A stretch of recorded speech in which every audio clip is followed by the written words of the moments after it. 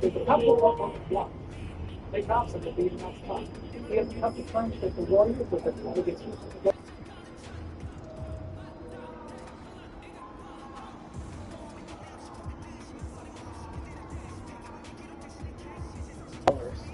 It's also about the respect that Klay wants to be paid. Now, we just saw those numbers. 18 points a game, 39% from three-point range. That's a valuable player. Yes, that player is a $20 million player in today's NBA. Under certain circumstances, maybe even more. But the thing with Klay, that player is a $20 million player in today's NBA. It won't just necessarily be the money. It will also be the years. How many years would you be willing to give? Yep. And the role. They've got young players who play his position. Brandon Podziemski, Moses Moody. Klay got benched in some games last year. No pictures, no pictures. Shut the fuck up. Shut up. Absolutely. So, what I would say is, just because he did this doesn't mean that he's leaving. But it does mean that we're on brass tacks. It's going to get a little bit rocky. I just feel like this has been brewing for a while now. It really has. Watching the guys on Countdown, there's a reason why Bob Myers is sitting next to the Western Conference Semifinals, Game 1. I think Bob Myers is super smart. The I think Nuggets he sees things are coming off a dominating four-game sweep in round 1. I always Will feel their for my former confidence teammate and finally Mike be Dunleavy, now the tested? general manager, about Tonight, some of these they go up decisions against the that Grizzlies. he is faced with. Draymond Green, Klay Thompson, how do you build around Steph Curry, considering he's still playing at an elite level? Are you surrounding him with enough youthful talent in order to help him get there? I love Klay Thompson. I think Klay Thompson will get the money he wants, but just not from Golden State. You talk about respect. I think that's the predicament that the Golden State Warriors are in. Out of respect, are you willing to give him the money or the timeline that he feels like he deserves at 34 years old? How did they get these people on their team, knee injury, coming off the Achilles injury. I give Klay all the credit in the world for coming back to the level, like when he said average 18 points on 39% shooting, like from three-point line. I think that's incredible. It's going to come down to what the value is that Klay has for himself. When you have teams out there like Orlando, teams like others, that I think will be willing to throw him the money and the years and the opportunity that I'm not sure Golden State will acquiesce. I think that we're at that crossroads right now between the Golden State Warriors and Klay Thompson. And I do not believe that Klay Thompson will be a Golden State Warrior next year. I do not. I agree with you. I'm there, Wendy. I agree with Jay on that. But we don't imagine Klay Thompson, Paul George. Let's be fair to Klay Thompson. Klay Thompson, Paul George, Tyrese Maxey. Yes. Four-time NBA champion. He's one of the greatest shooters the game has ever seen. Yes. And his definition of a down year, 39% shooting from three-point range. It's crazy. 9 attempts. Of the league would pray to be able to do that.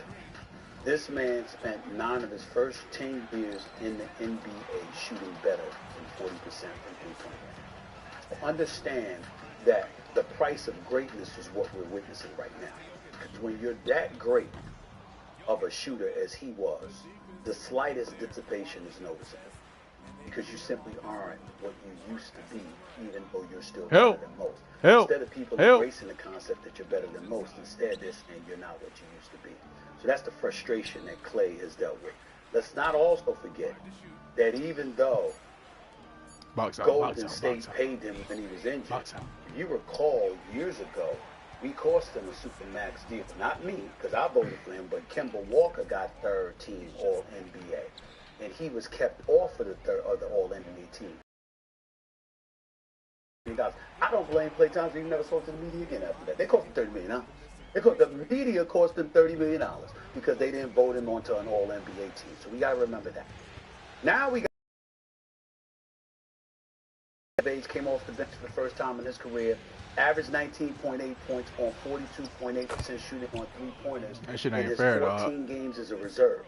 Let's not forget that.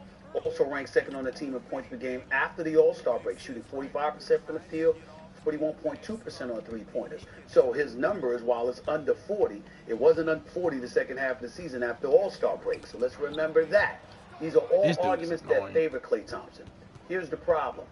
The way he and Steph used to flow off of one another with a measure of unparalleled consistency was not what occurred last year. It was up one game, down another, up one game, down another. And if you're the Golden State Warriors and you're Joe Lacob and you're in pursuit of championships because you got a superstar in Steph Curry who still looks like a superstar, and you want to maximize everything that he brings to the table, you're looking at a Kuminga and how he's elevated. You're looking at a Moody who we've been waiting to give that shine to. Jimmy comes in as a rookie, highly intelligent player, really smart, really savvy, real productive. Are you going to cost them minutes? The answer is yes. You're going to cost them minutes. So if I'm Klay Thompson and he's watching, I'm thinking about New York because you need a shoot. I'm thinking about Philly because you got Embiid and Maxey, and imagine what you would do there. Those are two teams that really, really, really come to my mind. There could be others, but definitely those. You think New York or Philly would want him? Well, I think New York should. Make no mistake about it. I think Philly should want him if Embiid is healthy. If Embiid is not healthy and it's him and Maxey, that's a different argument. But the New York Knicks, with the way they play defense and with the way that Tom Thibodeau coaches them, I think to have a sniper, a sharpshooter out there that can shoot like that, that's a huge, huge plus. But this is the other point that I wanted to make about Golden State, because I'm going to come to Joe Lacob's defense here. I'm looking at these numbers, guys. Him and his ownership group have spent $677 million in penalties and have been in the tax 4 out of the past 6 seasons. The man has spent the money. He's made the investment, and it's been in those players. So let me be very clear to everybody out there. The Golden State Warriors ownership doesn't owe Klay or anybody else anything. You appreciate what they've done, but they didn't play for free. And the 2 years, basically, that Klay was out, they paid him those years, too. Mm-hmm. And so we have to remember that and understand that moving forward.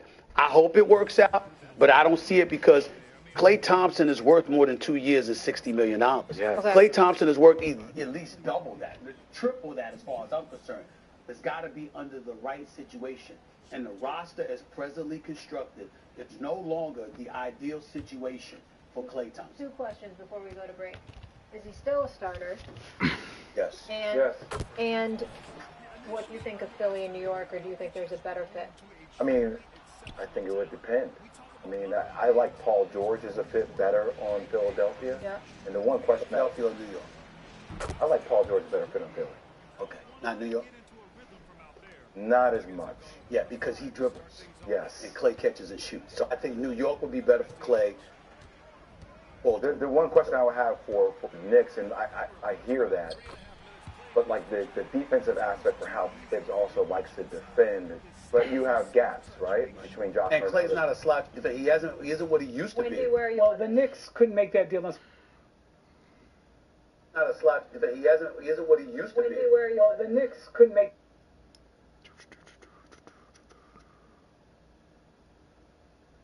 Where is it? My phone on 20%.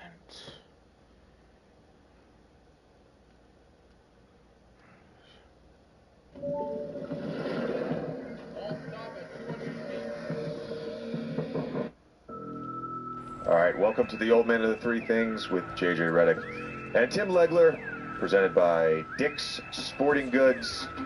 Legs, how we doing, man? I'm great, man. I had a great Father's Day weekend. It's nice to, in the midst of all of us in this industry being this busy this time of year, to get home for a couple days, and I had a great Father's Day, man. I couldn't have asked for anything more. Good beach day with the family. I love that. Had a great time. That. Yeah. I also got to spend some time with my family yesterday for Father's Day, which was great. Real quick before we get into the finals. So, my kids are coming to the game tomorrow, or my kids are coming to the game tonight, I should say, with my wife. And on who? They came up yesterday afternoon. Kai had a semifinal game in his rec league or whatever. So they flew up after I was already up here, and we went to the Red Sox Yankees game last night, which was great. First time for them in Fenway, iconic place, and Aaron Judge.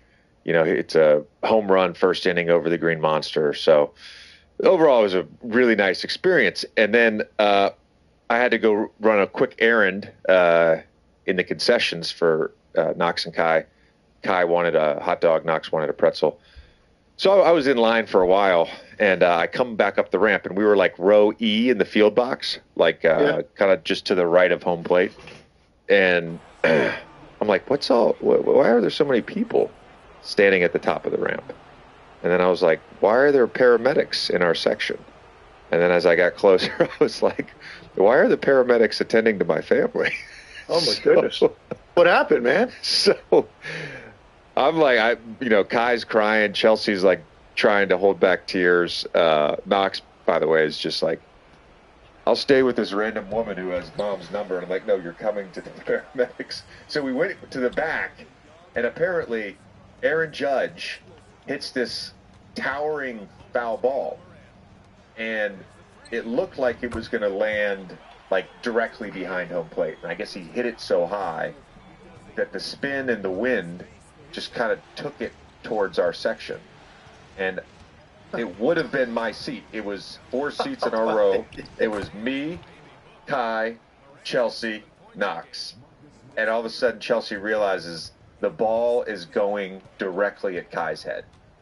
And so she puts her left arm around Kai, and I think she broke her finger. We got to go get an X-ray, but it's likely broken. And ball hit ricocheted off Kai's shoulder, then hit this gentleman's knee. When I went back to get all Chelsea's stuff when she was back with the paramedics, he had like a giant bruise on his kneecap, and he was the third. He was the third hit. It was wild. That's it crazy. Was wild. Man. Not Aaron Judge's fault. It was more my fault for just being at the concession stand on Father's Day, not in a position to protect my family. Hey, JJ, it might have been, you never know, it could have been a blessing in disguise, man, because foul. Yes. If that ball comes down and you're there and your dad, and you got hands out, and that thing's got that much spin on it, okay, from that height, that's not the easiest thing to catch with your bare hands. And the last thing you need to do in front of your children is drop a potential Aaron Judge foul ball. Right? Like a lifetime memory, that one you'd probably get it signed by him, the whole bit. So he might be better off, man, that it turned out the way it did. What if I got hit in no the major face, injuries. Yeah, right. Broken nose, black eye. I gotta go call a finals game. That's a wild story, man. That's crazy. But it's just, it was so weird to come to the top of the ramp and be like, have that progression of thought and be like, oh no, the paramedics are attending to my family. Yeah. That's interesting. What's going on down there? All right. Let's just kind of get into Game 5 tonight. But I think we should start sort of with Game 4 and just sort of your overall thoughts on what was a dominant Dallas performance and a very curious, I think, Boston performance. Yeah, I mean, look, going into it, I felt like after they lost Game 3, I felt like, people were asking, what do you think is going to happen? Can Dallas get one? Of course they can get one. And I thought they had a chance to win the series going into it. So, yeah, of course they're good enough to win a game.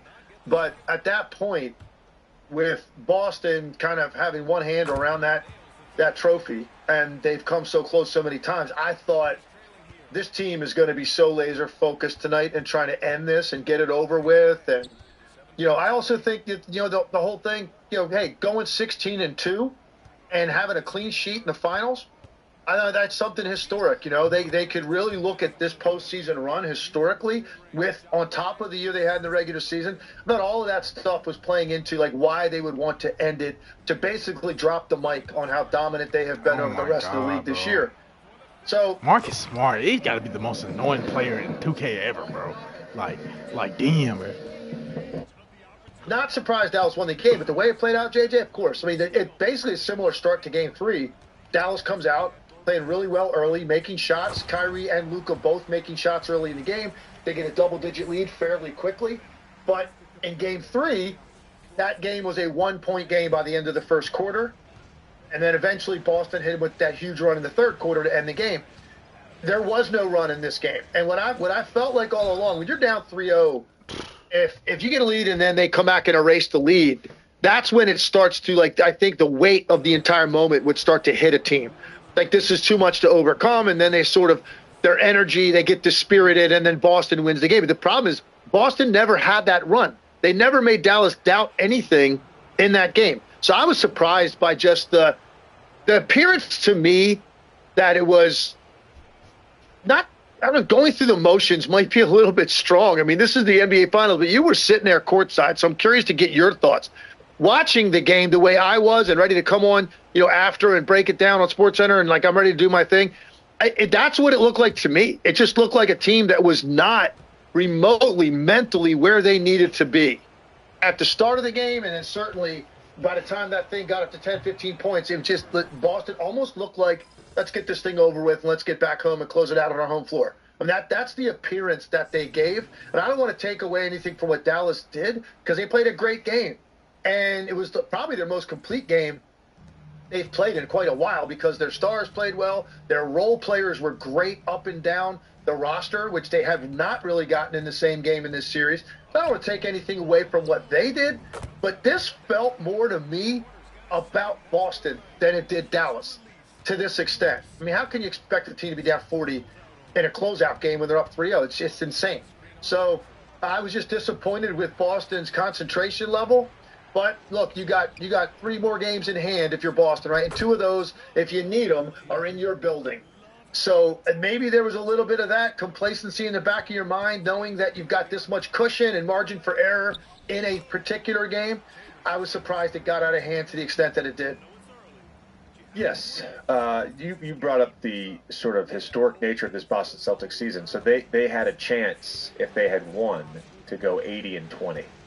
And have a 800 win percentage regular season and playoffs. I think there's been like 12 teams, something like that, in NBA history that have done that. 16-2, of course. Clean sheet in the conference finals, clean sheet in the finals. They still remain, and if they go on to win this championship, they will be remembered as, one of the most dominant teams relative to the league. In NBA history. You're not going to change that if they go on to win this championship. A couple things. So, I said on SportsCenter, and I know you saw this, but it was, I said it was a bad impersonation of the Celtics team that we've seen all season. Al Horford talked a little bit about how they've had a few games like this, not on this stage this season, obviously, not in a closeout game or a chance to go to the NBA Finals or a chance to go to the conference finals. This was a chance to win a championship. And I think that was the surprising part. And he said, he felt like they didn't match the level of intensity and physicality that the game required. So to me, in some ways, yeah, that's all true about Boston. But the big thing for me is, if Dallas can contain the basketball like they did in Game 4, they have a chance. They have a chance to win. In any game against this team, they have a chance to win. For 3 games, they could not stay in. And it wasn't. Look, Luka's stuff. We saw the viral video. His blow-by numbers are not great. He was much better in Game 4. So was everyone else. Yeah. So was Lively. So was Kyrie. So was Derek Jones Jr. Like, Boston had a much tougher time creating advantages, creating 2-on-1s, getting Dallas in rotation. They just didn't feel like offensively they had their identity. And I would actually credit, I would say that's more on Dallas playing stout defense than anything else. On the other end, it's like a reversal of what we saw. It was like we praised for 3 games now their ability to contain the basketball. We praised for 3 games. They haven't given up corner threes. They haven't given up alley-oops. And they got 3 7-footers out here, and we don't even have a mismatch for real. Point of attack. Now, so to your point about in the back of your mind, I think there's human nature. In the same way there's human nature on Dallas' side where there's going to come up potentially tonight. But at some point in this series, you would think there's going to come a point where you say, all right, do we let go of the rope or not, right? And I think the reverse of that is, well, we still have got Game 5 Monday in our place back in Boston. And the psychology of that is really fascinating. It's really fascinating. But I look at one thing that we've seen now in this series, and Joe has talked about this throughout the year, but it was particularly striking in games 3 and 4 because you brought up the start. So Joe talks about the 8 segments of the game, right? Starter quarters, end of quarters. Game 3, Dallas won the start of the first quarter. By the end of the first quarter, Boston had won the close, and it was a close game. All stop at 200 feet. You go to Game 4, Dallas wins the start of the first quarter. Derek White hits a 3 at the end of a shot clock to cut it to 28-21.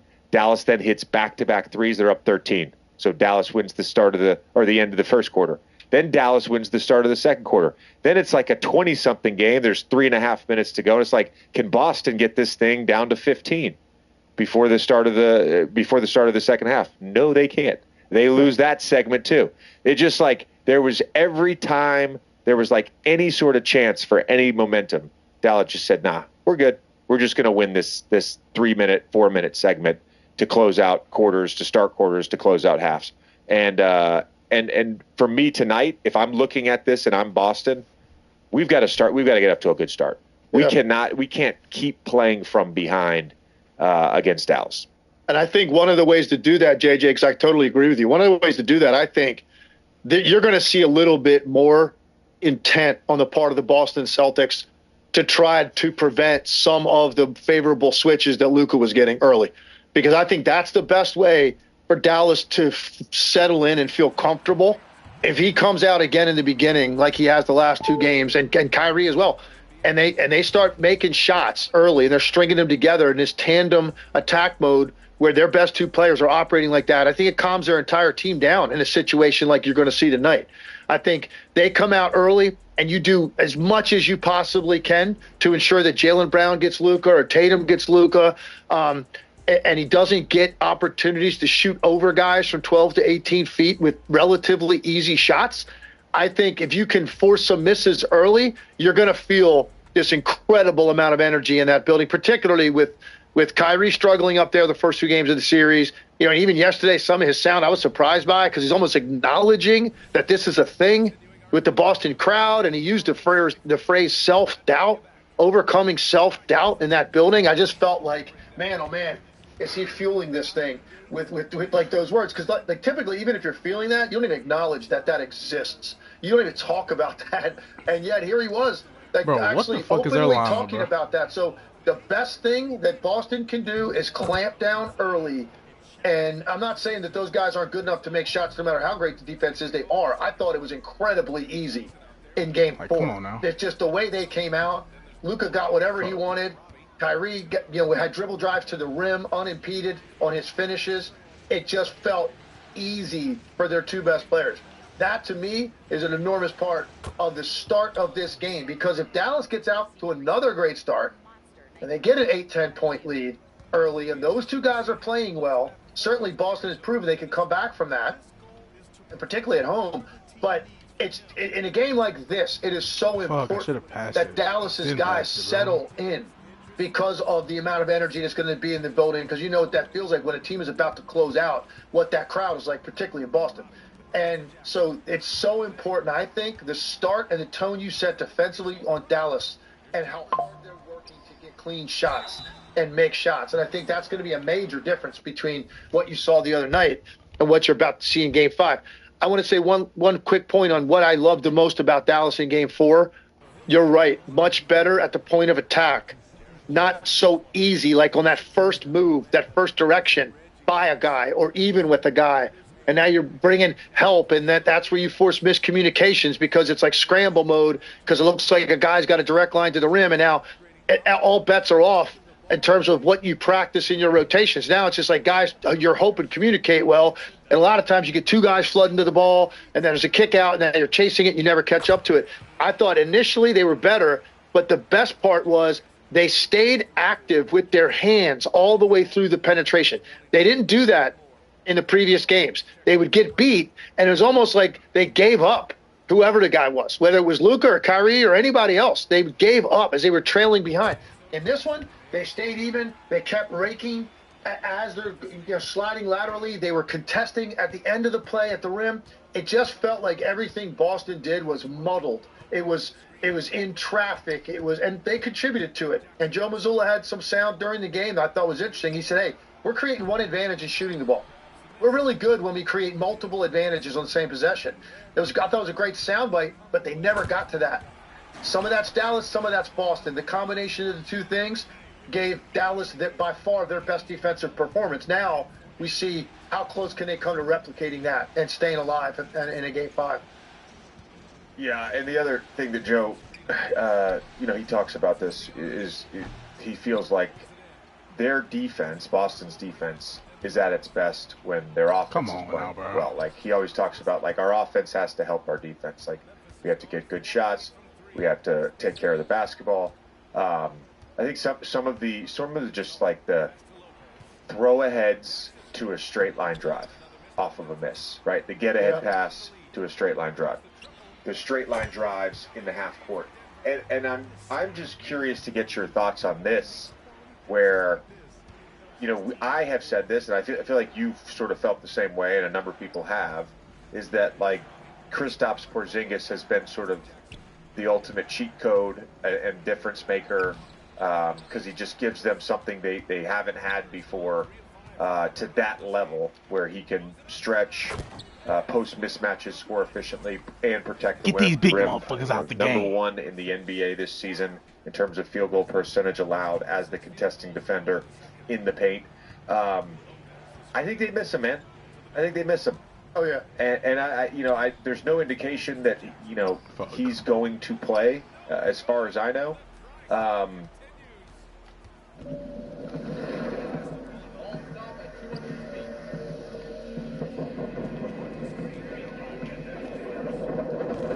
What the fuck, bro?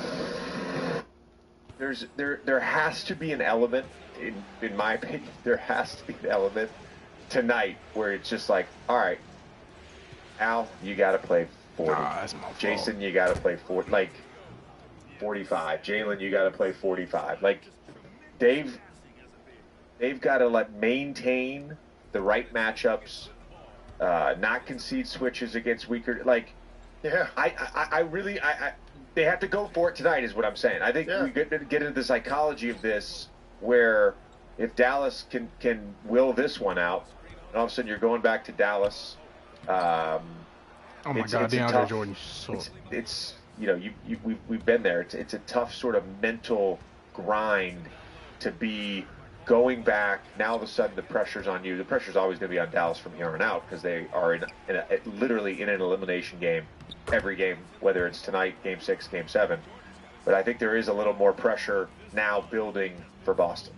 Hey, it starts to squeeze you a little bit when you've been this close with this group. And I know they got some new pieces, but I'm talking about Tatum and Brown in particular. Like, they've been there this many times, this close. 3-0, okay, 3-1, all right. We they almost chalked that up to that was just an anomaly. That's not who we are. They got us. They're a good team. They were going to get one. Okay, let's go home and end this and get serious about it. And if that doesn't happen, you're 2/3 of the way through the game, and you haven't corralled this thing yet, that's when it starts to squeeze you a little bit, right? And what this could potentially mean, like, going forward. So you're not going to let your mind get there now. This is what Dallas has to do, right? It is imperative.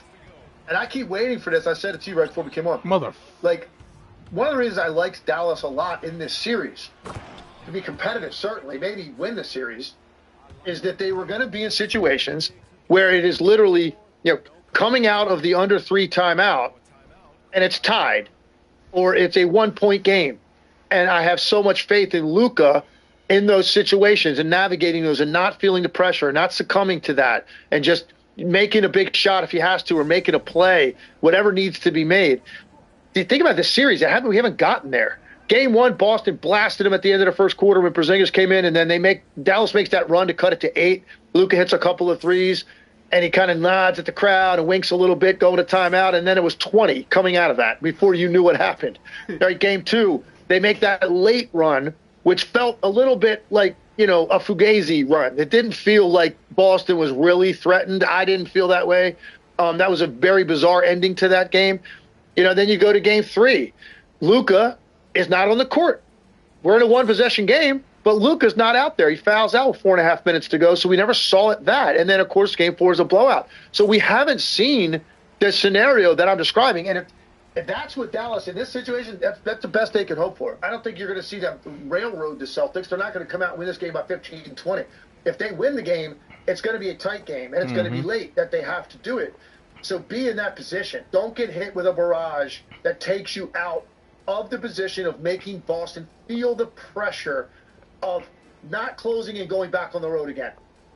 Like, you've got to make them feel that, and that's what remains to be seen. And I'm sure Boston's going to come out with incredible energy at the start, and try to do everything they can to clamp down and make Dallas start doubting themselves and make Dallas feel the weight of what this means to come back from this and the weight of that crowd and all that. That's what Boston's challenge is at the start of this game. I'm really curious to see how these two teams come out.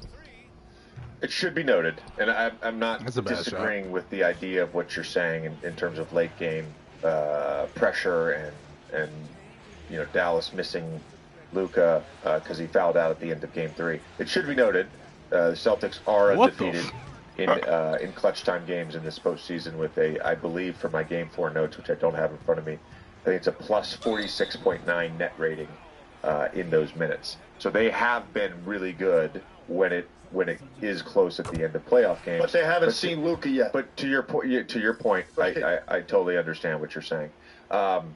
The one guy for me that has just been awesome, well, there's been a bunch, but the one guy I want to just highlight for me, just because there's such a stark difference between Game 1 of this series and the last 2 games of this series, and that's Derek Lively. And this guy's coming off back-to-back double-doubles. He's been super impactful defensively. He's been super impactful on the glass. He made a corner 3. Like, I just, at 20 years old, to be in your rookie season and to bounce back, really. Like, that Game 1, I was like, oh, I think the moment's a little overwhelming for him. I'm not saying he's can't play in this series. I didn't think that at all. But it just, he had some silly fouls, and he didn't look great offensively. He had an defensive rebound where he slid his pivot foot by 3 feet and traveled. Like, it just didn't seem like Derek Lively. And then these last 2 games, he's just been unbelievable.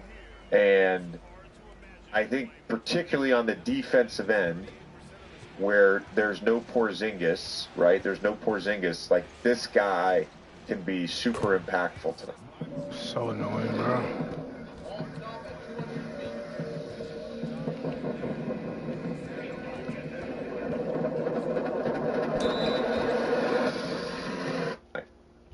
Oh yeah, no doubt. And look, this was one of the things I loved about their team. Like, they had a two-headed monster in the middle that, if you look at just their production they're giving you every night, basically you combine those guys into one center. Like, this is what you're getting out of the center spot. 23, 14, 3 blocks. Like, that was your average night for these two guys. These monster numbers, and the impact hasn't been there. Gafford, had the one game he played pretty well. Lively, quiet in a couple others. I thought the same thing. I didn't necessarily think, okay, he's a complete non-factor in the series, but it definitely looked uncomfortable in the beginning of this series. I felt the same way about Josh Green. I felt the same way about Kleber. They just weren't getting much at all out of those minutes. And it's too hard against a team like Boston you're talking like 50 minutes combined in a game and give you 5 points between those 3 players. You just can't do it. You can't survive that. You've got to have plays made. And so you look at the last game, 18 and 16. That's what they get from Lively and Gafford. Their presence was felt. They had 1 block between them, but they had a number of balls they tracked to the rim and forced misses by just their sheer energy and contest and getting off the ground and then let somebody else clean up the glass. They did a great job of that as well. It's a major impact for them, and let's see now if they can continue that, because this was the first game, JJ, that in this series where you felt like you saw the Mavericks in their totality. Like, this is the team that in this series where you felt like you saw the Mavericks in their totality. Like, this is by just their sheer energy and contest and getting off the ground and then let somebody else clean up the glass. They did a great job of that as well. It's a major impact for them, and let's see now if they can continue that, because this was the first game, JJ, that in this series where you felt like you saw the Mavericks in their totality. Like, this is the team that we watched for 3 rounds the team that you watched the last couple months of the season. And, this was a pretty typical night of what it looked like. Luka and Kyrie doing their thing, great contributions out of their rim runners, three-point shooting out of their role players, high-level defense, active, athletic. God damn, bro. This is the first game they put it all together. And so now you ask yourself, okay, is this something that they have found in themselves that they think they're going to be able to continue and have this travel with them? Or was this more about Boston and their effort, energy level, concentration, commitment to their style?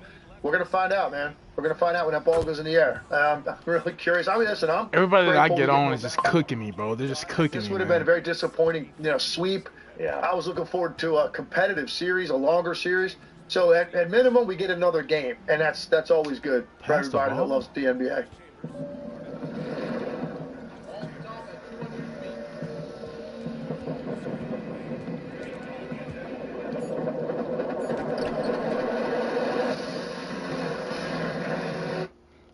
All right. I'm going to ask you one last question, and that's just one key, the biggest key for Boston to close out this series, the biggest key for Dallas to keep this series alive.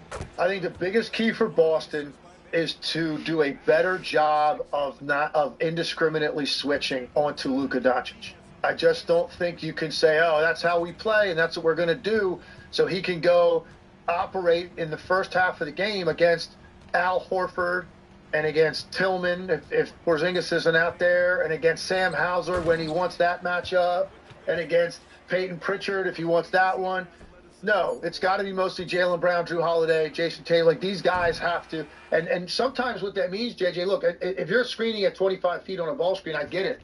It's hard because Luka can just step back to 28 if you want to go under that and try to pick him up on the other side, and that's a makeable shot. If he's getting a ball screen when he's not looking to attack at 35 feet from the basket, makes no sense to hand him off to an inferior defender and let him go work that guy. It just doesn't make any sense to me, and that's what Boston did in this game. So I think the key is early, their defensive intent, how they are doing everything they can to make sure they've got the advantage defensively, because that was not the case in Game 4. Luka was the maestro, orchestrating everything, getting what he wanted all the time.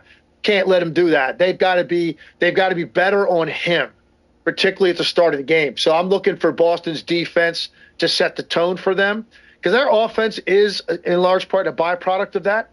Their defense gets them going, and they can play a little bit sooner and faster up the floor, and they get you into pretty quickly downhill situations where now they love walking into the trail three, or they walk the second pass, weak side three, after they've gotten penetration early. All of that's triggered by getting stops and making Dallas feel your pressure. They didn't do that in Game 4. That's what I'm looking for at the start of this game. I think that is critical. I think for Dallas, they have to get timely contributions out of these other guys the way they did the other night. I expect Luka and Kyrie to be really good in this game overall. They might not shoot 50%, but they're going to I just have faith in both of those guys. They're going to play well. They're that talented. Are you going to get similar contributions out of Lively, out of Dante Exum, who played great the other night? Derek Jones is going to get 3 naked threes in the first half that are timely. Maybe you're down 6. Can you hit that 3 to keep it a 3-point game, or are you going to miss it? Now it's 8 or 9 going the other way. These are the kinds of little plays that you lose sight of them in the highlight or when you're talking about the game after. But I'm always taking notes on stuff like that because it's an unguarded shot and they lived with it and you didn't make them pay. I'm looking for stuff like that. Their role players, to me, are what's going to carry the day here. It's not going to be about Luka and Kyrie. I think they're both going to play very well. At the end of the day, if they go 8 for 38 from the 3, and these guys can't knock down some of these open looks, or you're just getting literally nothing out of Lively and Gafford, no pressure on them at the rim, Dallas can't win the game. So I'm looking at Dallas's collection of role players and their contributions and how comfortable they look in this setting. Good stuff. Always good to see you, my man. Yeah, and it should be a good one tonight. This has been the Old Man of the Three Things with JJ Redick and Tim Legler, brought to you. Should be a good one tonight. This has been the Old Man of the Three Things with JJ Redick and Tim Legler, brought to you. Welcome, everybody, to our Game 1 coverage. It's a tight one indeed for the Denver Nuggets. You've got to appreciate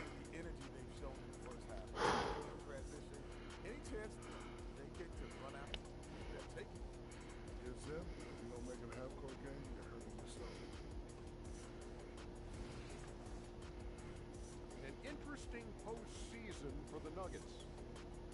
The lead in this series is up for grabs. How important is it to start off with a win? To me, it's crucial because it sets the tone. Kenny, always want to be a step ahead, like I'm a step ahead of you guys. I agree with Shaq, but playoffs are about adjustments. If you lose, hopefully you learn and then you bounce back. Good points. We get to say that very often. And that's a wrap on halftime. Thanks for watching as we send you back to BA to call the second half.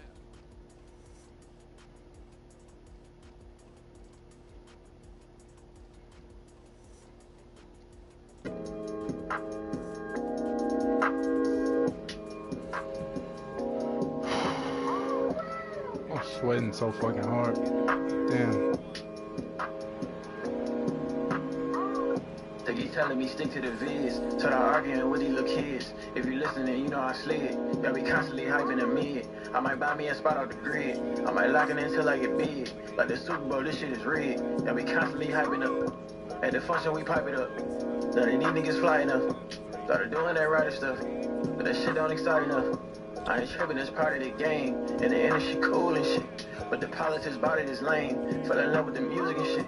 But the end of that money insane. Get deposited and I be like, dang. If I quit, I ain't using my brain. Help my family get on my name. That's a feeling I can't explain. Got evicted, my mama was praying. When they hating, I can't attain.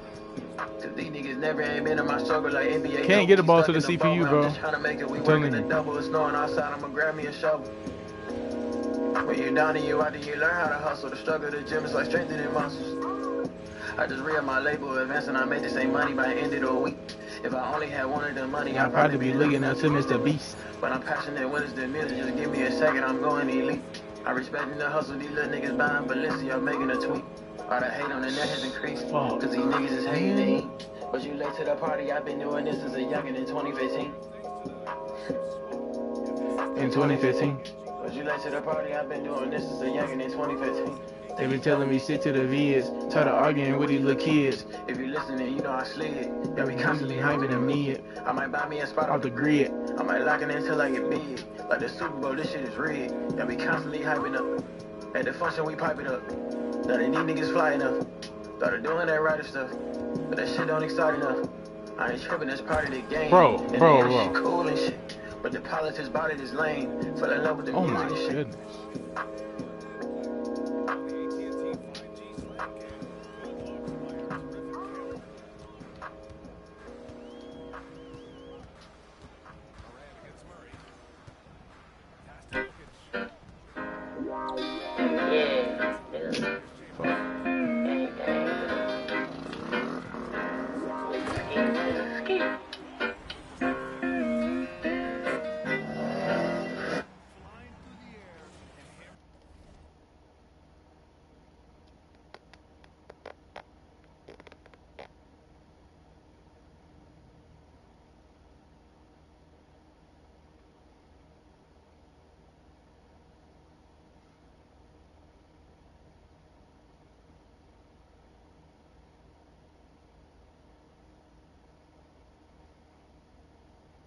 What the fuck, Kawhi?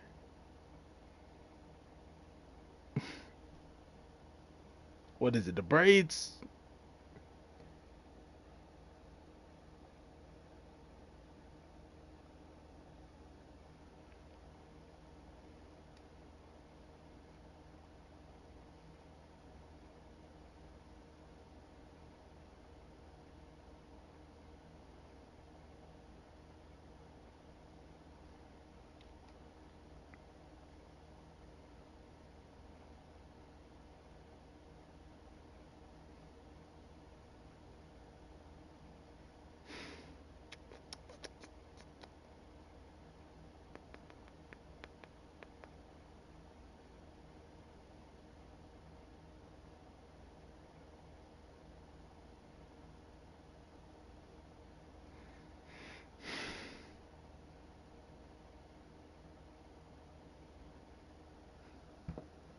Very moist today. Easy, bro. Come on, man. We're growing, bro. Get it together, my nigga. All right, so look. Mbappe's injured. No way he's injured. No way. There's no way he's injured. Oh my God! Right before the Euros, though. Huh?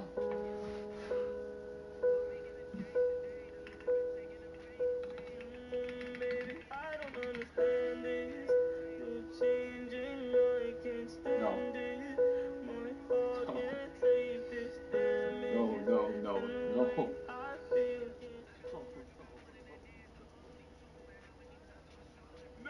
Nose injury? Oh my God! It's bleeding.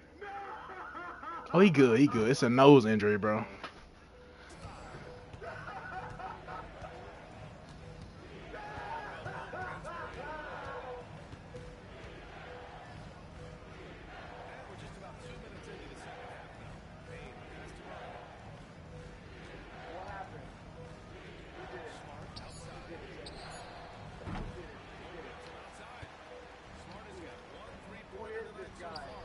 How, bro?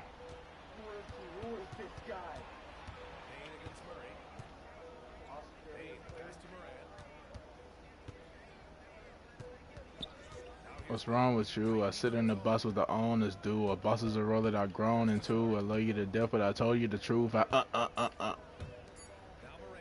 is the only two.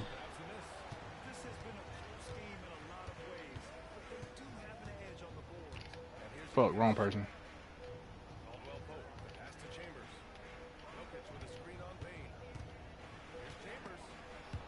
Yo, I hate Marcus Smart, bro.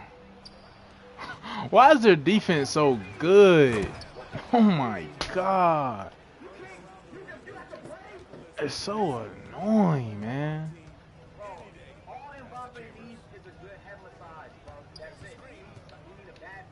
I had that.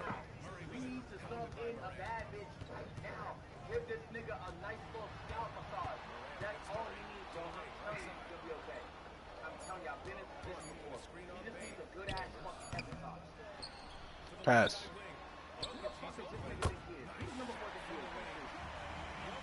Nobody knows you, nigga! Don't fucking touch Mbappe! Nobody fucking knows you! Get away from our GOAT, nigga! Why would he even try that? Who is he? Nobody knows the nigga name! Who is he? That just pissed me off, bro. Is this a friendly chat? No, it's not. It's literally not a friendly. They already completed all the friendlies. Can you pass the ball, yo? Fucking jeez. Oh my God. Please hit that. At least France won, bro. That's all that matters at the end of the day. Jeez, bro. Fuck. Hopefully it's not that serious. Yo, I'm not gonna lie. I might have fucked up my headphones. And I don't even know what I did.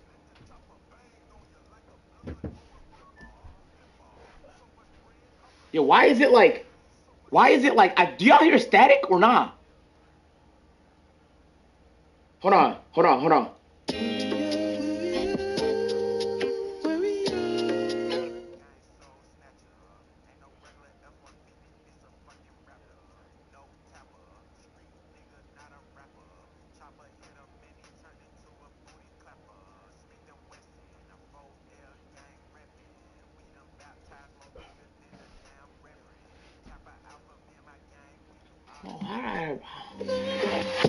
Fuck it, bro. Mbappe was bleeding. That was ketchup, bro. Yeah. That was ketchup. That's my favorite J. Cole song in a very long time, bro. It's fucking amazing, man. But that shit was ketchup, chat. It wasn't real blood. Mbappe, he wouldn't bleed to a random nigga. Like, we don't even know that nigga name. So he'll be all right, bro. He'll bounce back by next game. He just needs a head rub from a bad bitch, and he'll be just fine. I promise, bro. That really solves most problems. W. Hines. Okay. That's an awful way to start off the stream. I'm gonna be honest with you, okay?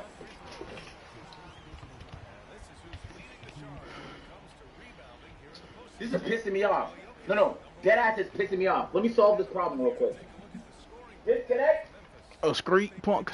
Never this one. Wait. Do y'all hear that? I think it's like I don't think it's the headphones, I think.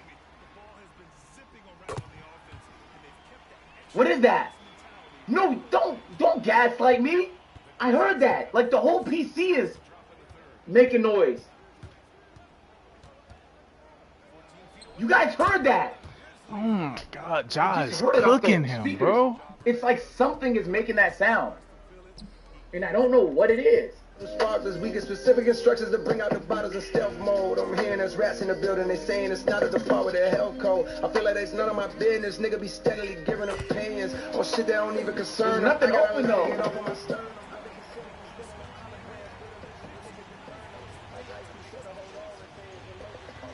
don't know what that could be. Hold on, I don't know what that could be.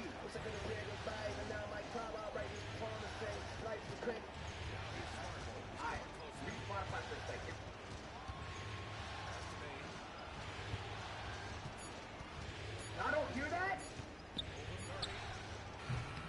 I'm not shit though. It's literally, bro, this is how I know y'all niggas is bullshitting. Desktop audio is literally showing audio level. But if that means it's like a static plane.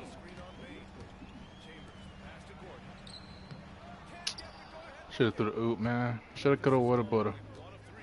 I gotta go with Jarani and Morant. No. What could that be? It's bumping, yeah. But what's making that sound though? You see niggas was gaslighting me, and now I have proof.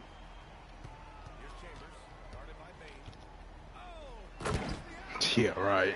That's unrealistic. If Jokic ever catch the lob like that, bro. Literally clear as day. Yo, I'm not gonna lie. It has to be the Wii, because I'm gonna unplug it real quick. The power on it. Boom, it was the Wii. I'm a fucking genius. Why the fuck is my brain so big? Bro, that ass like. That's what I ask myself sometimes, man. I just don't. I don't know. I'm literally an actual fucking genius. Guess I gotta thank my dad and my mom. Seriously. Oh my like, God. I've been alive for 28 years and I have no Nobel Peace Prize. Literally only a genius at my level can do what just happened, bro. Dead ass, my nigga.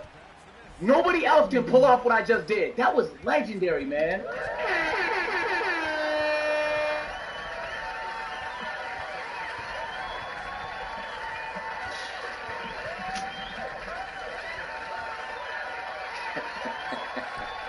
Yeah, on my dick right now. New Orleans step up. Give me One a more pound, time, my before I nigga. go. This is about to be a fire-ass stream. I feel it in my pants. Oh yeah. My It's fault like- I it's meant like- my body. Also, happy Juneteenth to all my One more niggas. time before I Black go. this up. You the Love first nigga to y'all. wish me that, bro. You were Very the great first. afternoon, no tea gang gang gang. PBS here with the monthly reminder that Mr. Agent here has yet to perform his sub-incentive, as he has been contractually Yo, are you obligated fucking- to do so oh and my has been God, stalling bro. for months. That is all. Back to you. Alright, We have to brush up the silence. You know you gotta Okay, stick oh, we by didn't me. do the roll call. L streamer, don't put L streamer. You're gonna get permaban. Alright, yo, appreciate the fucking new subs in the replay. Another foul, cause Jokic can't guard the fucking rim. He can't. He's enabled. Dom, so let's mention the new niggas first. Yo, Burn, welcome. Yes, welcome.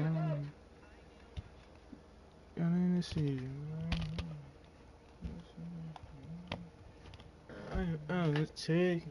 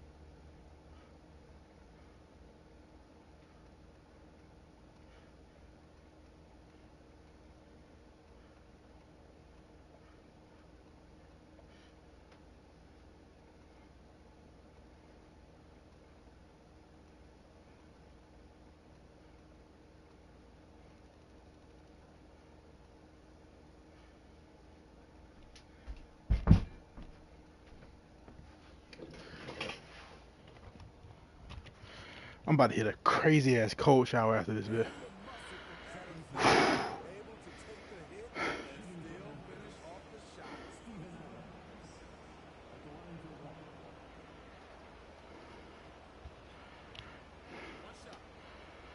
For the first time. As a reminder, obey my commands at all times.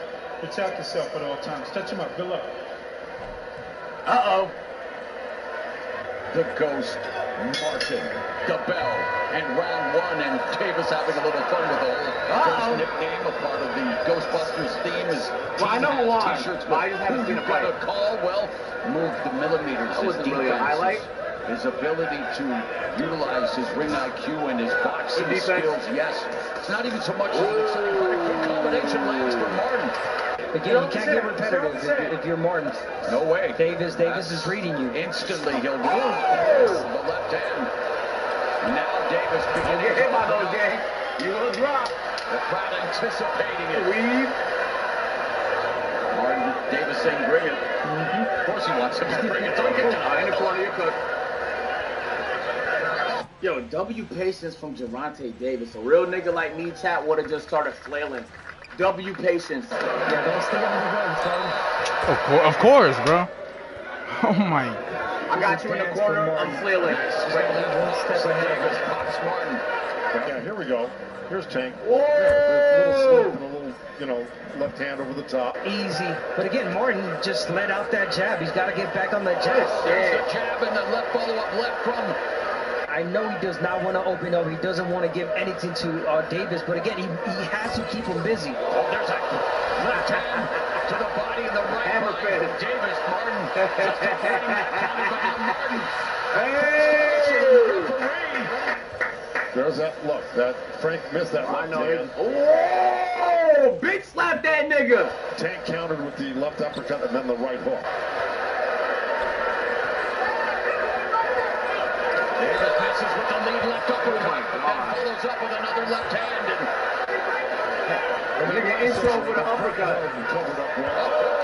Good counter, very good counter. Very good counter. Very good counter. That's the counter he's been looking for. Neither fighter has ever been down as a pro.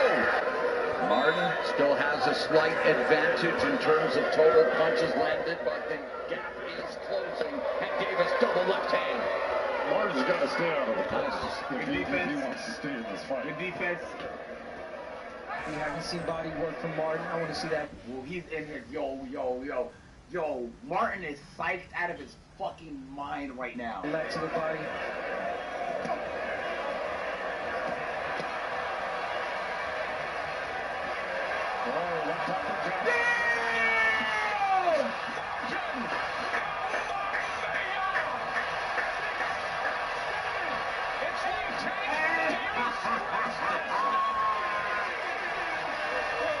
This is the flick I see. That is an all-time boxing photo. Frank should not be in there. We were talking about that. He's just setting himself up for big trouble here. There's the uppercut.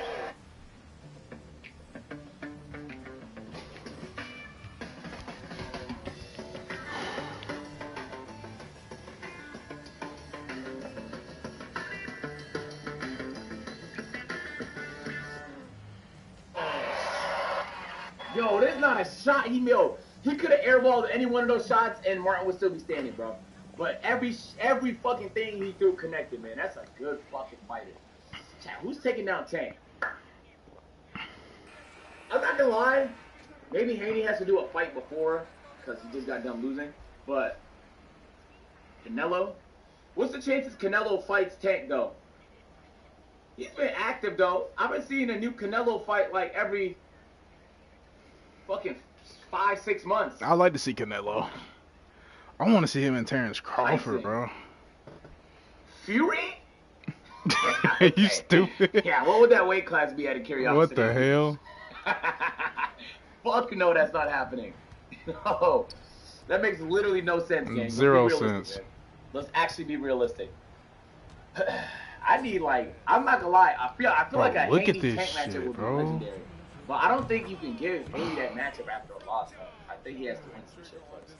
Like, what GM put this team together, and why is it working so well? Thank you for that. Oh my God, y'all. So, what's up with the positivity today, man? I appreciate that a lot, man. It's really, you know what I'm saying? Sometimes it shit be. Why do you look like you lick trees when you're alone? Like, this shit is working so well. Bro, what the fuck does that even mean, my nigga? Do you know niggas that? Oh, it was a mismatch. Okay, we got. Is there some shit I gotta know about you and tree licking? Out of bounds, bro. Like, come on. King Keddy.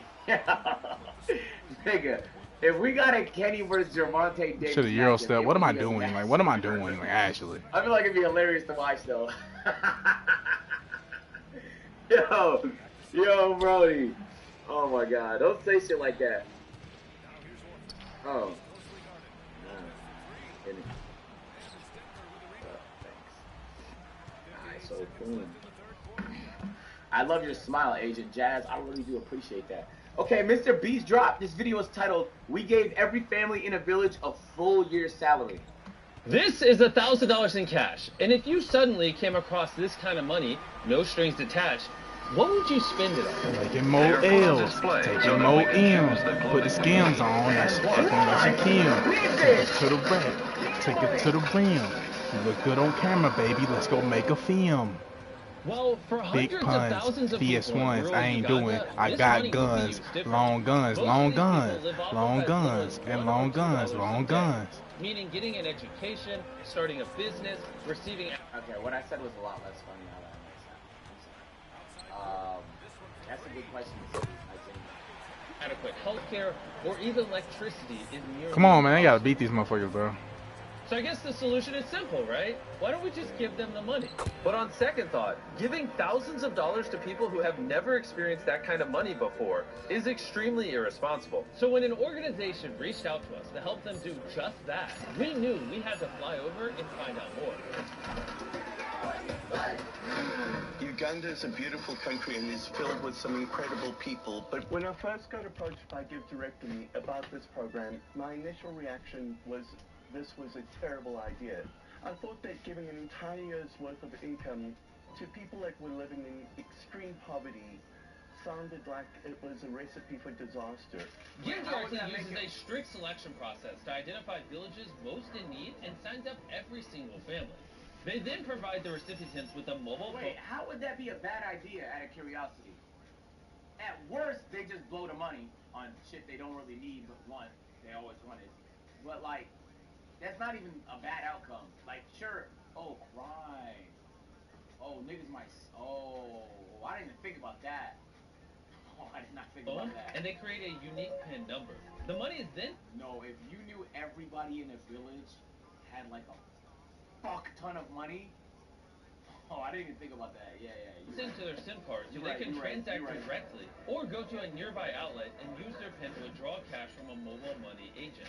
The limited work opportunities in the community has made it extremely difficult for the villagers to support their families. One of these people is Paul. I have a wife, 2 kids. This is why I'm staying. My family is eating a day once. That's we eat once, supper time. Those are the challenges we are facing. If Paul had more money, he would not only invest in starting a business in the area, but also ensure that he and his kids can get a proper education. My aim is to get a certificate of Singapore. Maybe that like my life somehow improving from that part. People living in extreme poverty are very limited. Most of their day is taken up by me. Agent, really? What? I can't eat? How is me eating gonna change anything about this situation? Bro, how is that my fault? So I have to wait till after the video, bro? Seriously? Really, dude? Oh my god, bro. I'm sorry, I'll donate after, I promise. Real cost, and they cannot break themselves out of the cycle of poverty that they're stuck into. A year ago, this was the reality for Tion and Lokura. The kids had dropped out of school, and finding work in the area was extremely difficult for them. But after receiving a donation from Give Directly, their lives changed entirely. They used the money to buy land in the area, and have now started cultivating their own crops. That's fire.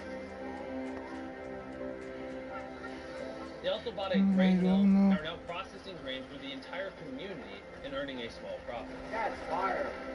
They are now using those profits to open up a store in their house. And on top of that, Lokura has now started a refueling station in the village. This is a great example of what this program does, because it fuels an economy that allows them to build businesses.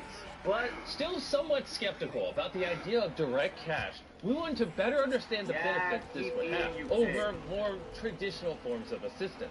So we met with Silvesto, a local Give Directly field officer. I'm from this community working in Karamoja. I've grown up here and I was born here. Personally, my story when I was growing up. Y'all better D up. Yo, shout out to the niggas that make that a situation come back. Like, you have to think, he's speaking really good English, which means he probably has a lot of opportunities, not a lot, but some opportunities in the city to work a job and get away from the situation. But the nigga dad, They took me out, bro. Yes. Okay. Good shit. Good shit. Good shit. Oh my God. That when I reached secondary education, my parents couldn't get money to pay for me going forward. So they had to sell our home for me to go to school. And to me, that is like selling my dreams, to selling my experiences. And that poverty is the most difficult poverty, the poverty of dreams. When I joined Give Directly, I realized that it's really different, a lot different from the charities I have worked with. I can't get no foul. How many fouls? I only took two free throws right now. Even business in that community is boosted. This cash enables them to go for their needs, to pursue them. People are stuck in poverty That's all, come on. not because of lack of effort or lack of capability. They are stuck in poverty because of lack of opportunity. One of these people is Joseph, the chief of the village. Some people are owning their land very far. So it is also to get some money. And you go and get a land somewhere or you buy. Then these grass houses, the termites also can eat the grass very fast. Yeah, I'm on that. What's up?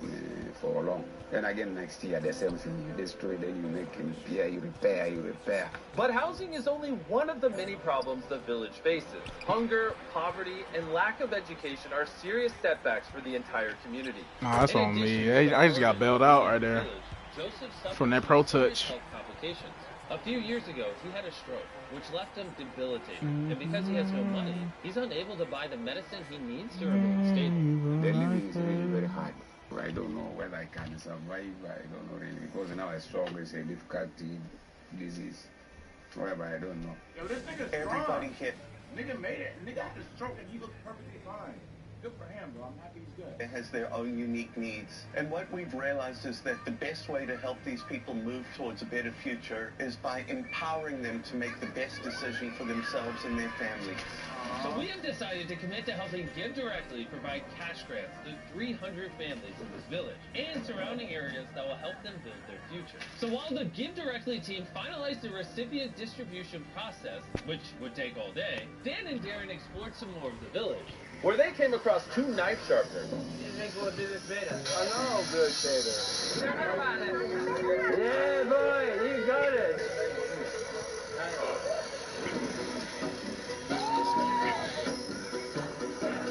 What the fuck?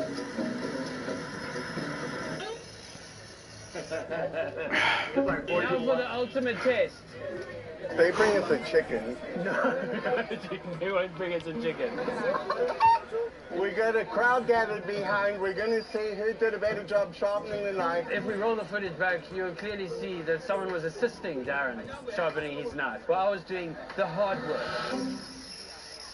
This is a professional doing it. Yeah. Okay. Hard work, hey, buddy. And now it was Dan and Darren's turn. Hey, champion. Yep, come on. Not Pro touch on Hall of Fame. Throughout Africa, it's typical for people to carry their stuff on top of their heads. Dan and I are going to try to do this. Oh my! Oh. It's hard as hell, bro. No way. Are you got? Is your hands off of it? Yeah. How are you doing it? Okay. You ready?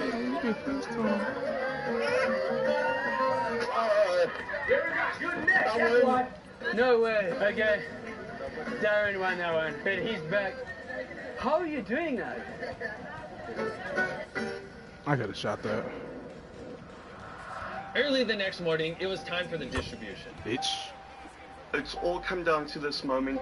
All of the money is going to be transmitted in about 10 minutes. These people are finally being given an opportunity to escape the poverty that they've had to fight their entire lives. But out of everyone in the village, Joseph was the most anxious. I gave you that, boy. He knew just how life-changing this grant would be Go, for Aaron. him and his family. This was the moment they had been waiting for, and the entire community started to get nervous and excited. Bitch. What build do you have? Sorry. Oh no, I just picked I think inside the arc score. Yeah. I was gonna say before I saw this phone. Alright, I was gonna say. I just can't stop this dude. Like, what the fuck do you do, bro? The balance is to my account now. Okay.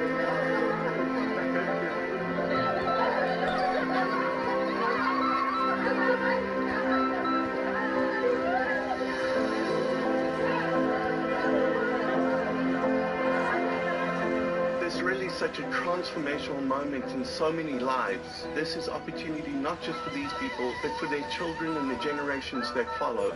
Together with Give Directly, we have been able to change the lives of thousands of people in this village. Oh, what I was gonna say. How the fuck I keep forgetting?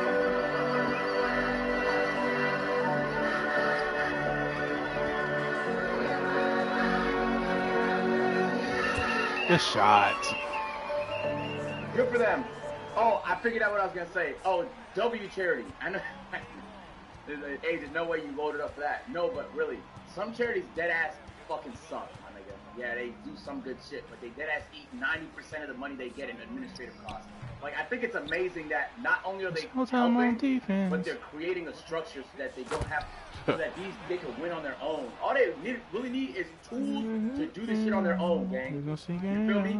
Like, I didn't think about that at first, but it's really hard to find a charity that does a great job and prioritizes the people they're helping instead of money coming into their... Oh, they call that on him? I don't know how to explain it, but sometimes charities can be kind of vicious, bro. So, like, that's why I always say, like, you got to do a lot of research before you donate to a charity, because you don't want them to waste the money you're giving them. I hate Marcus Smart, bro. All right, so join him? Yeah, I'll for sure After getting the text message, it was time for the recipients to cash out. It's the exact type of thing I like donating to. For hundreds of years going back, these people have not had opportunity, but now, moving forward, they have opportunity. A whole chain in history. What the fuck was that layup? Oh, man, it's amazing. They can now build a stronger future, not just for themselves, but for the generations that follow. And some of them have already started putting it to good use, like Ruth. Ruth is a powerful example of what this money is able to manifest. Before I received this money of Give Direct, I had children of which I was not able to help. I could not afford even medication. I was just a housewife, so life was hard. But despite I got the 6 odds, times. I swear Ruth Marcus was Smart has like determined to 6 pursue her steals, bro. dreams. With the aid from Give Directly, she was given the opportunity to turn those dreams into reality and set herself and her children for a brighter future. She's now able to use her entrepreneurial spirit and drive to improve herself, which will in turn improve her community as well. I am able to get up for my family needs, and right now life is just simple. It's not like the very way that I live. Wow. But Ruth isn't the only one who put her money into starting something amazing. Meet Ayuma, a woman who has dedicated her life to education. After years of grueling work and saving every penny, she finally had enough money to buy land. And with the help of the payments from Give Directly, she was able to build classrooms, toilets, and even hire 7 teachers. And today, this school has an attendance of more than 200 children. The money was also used in a much-needed pharmacy in the community, help pay for school fees and uniforms for thousands of children, and even build homes for hundreds of families. And these are only a very few examples of how this money was spent. When these people are given the smallest Darren might have the greatest job on the planet, and bro. they jump on it right away, knowing I'm that not saying it's easy. It's probably really hard to do what he's doing, but he deadass gets to see the people's faces as he changed their lives, bro. He has to have, like, on a scale of, like, satisfying jobs, feeling like you're actually making a difference in the world, like, it has to be fucking S tier, my nigga. I can't even imagine what job makes you more fulfilled and satisfied than what he's doing. they now have an opportunity that they never had before. It's probably one of the most inspiring and motivating things that I've ever experienced in my life. To round off the trip, Darren visited one more school, which with Give Directly's contribution, was able to go from 650 students to over 980 in 1 week, because their parents could now pay school fees and buy uniforms.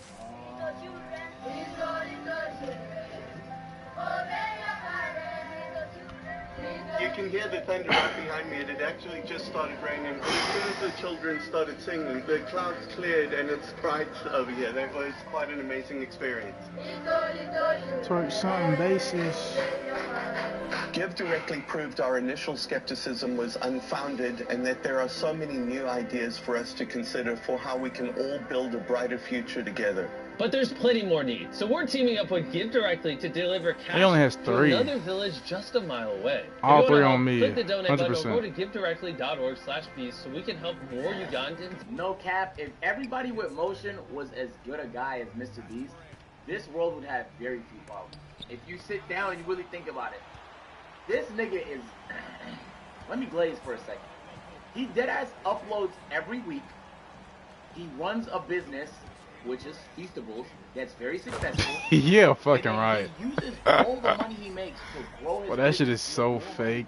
so he can give back. Like, I swear to God, that deserves all the glaze.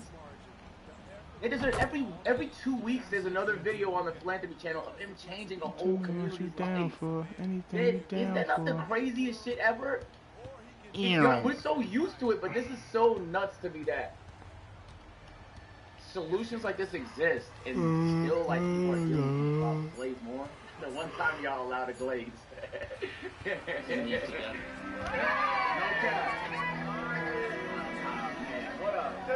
What a fucking power to mountain. I don't believe I've seen that one. Hold on, wait, real quick.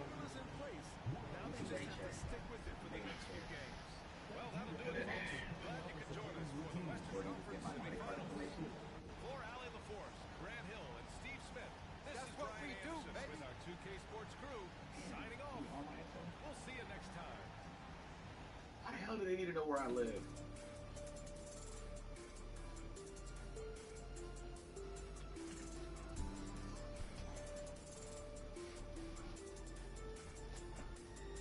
Am I broke?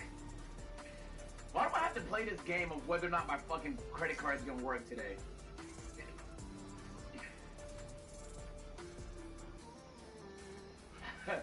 Why do I have to do that, bruh? Donate 20? Bro, I can't donate $20, chat.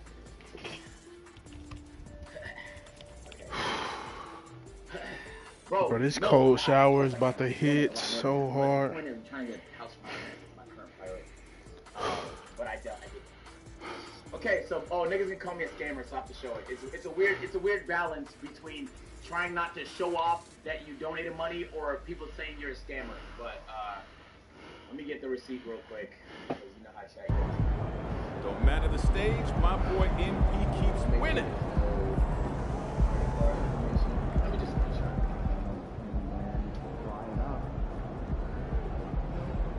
frequency. Nice work, MP. Let's keep it going. I actually don't mind. If that was EA, I'd put together a Twitter think piece right now, my nigga. If that was EA, I swear to God. I just hope that you...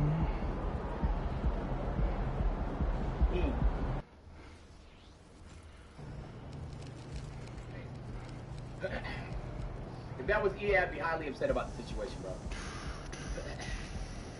Alright, wait, I low-key want to watch the mountain one before Ash pulls up. I low-key want to watch...